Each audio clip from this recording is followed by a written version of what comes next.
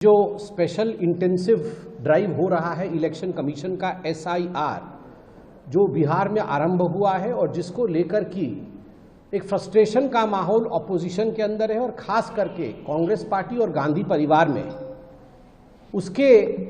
जो नतीजे हैं वो सामने देखने को मिल रहा है।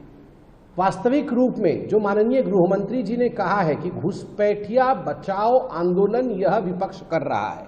यह जो राहुल गांधी जी की एक यात्रा निकली है घुसपैठिया बचाओ यात्रा, उस यात्रा में स्वाभाविक रूप से भारतीय जनता पार्टी के कार्यकर्ताओं ने और समग्र देशवासियों ने ये माना है कि घुसपैठियों से देश को बचाना है। 15 अगस्त में प्रधानमंत्री श्री नरेंद्र मोदी ने भी कहा है, मोदी जी ने भी स्पष्ट रूप से कहा है कि देश में किसी भी कीमत पे घुसपैठियों से देश को बचाना है, ये देश की सुरक्षा का विषय है। मगर आप देखिए किस प्रकार की किलबिलाहट है ऑपोजिशन में। इरफान अंसारी जो कि झारखंड के वरिष्ठ मंत्री हैं, 2 बार के मंत्री हैं, इरफान अंसारी कहते हैं जो घुसपैठियों की बात करेगा, जो बांग्लादेशी कहेगा, उस भारतीय जनता पार्टी की कब्र हम झारखंड में खोद देंगे। सोचिए, देश को जो बचाने की कोशिश करेगा, देश की जो सुरक्षा की बात करेगा, देश में दूसरे घुस ना आए, देश के संसाधनों पर देश के ही नागरिकों का पहला अधिकार है, जो ये कहेगा उसको कब्र में दफना दिया जाएगा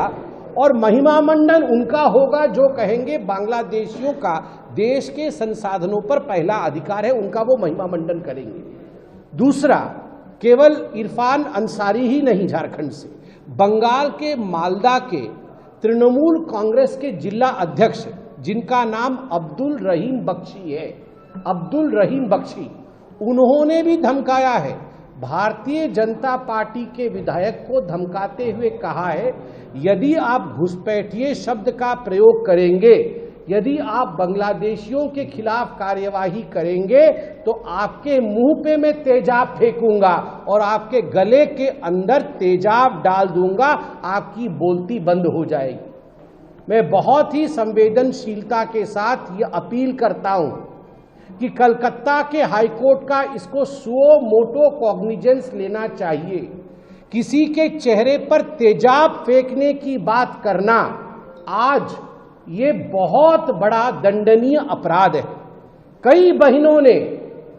यह घृणित कार्य अपने जीवन में देखा है, उनका जीवन बर्बाद हो गया है। और ऐसे में यदि एक पॉलिटिकल पार्टी का उच्च कद का नेता बंगाल के TMC से ये कहता है कि मैं खुलेआम कहता है सभा में कि मैं तेजाब चेहरे पर फेंकूंगा, तो मुझे लगता है कोर्ट का इसका संज्ञान लेना चाहिए और जेल के अंदर इस व्यक्ति को भेजना चाहिए।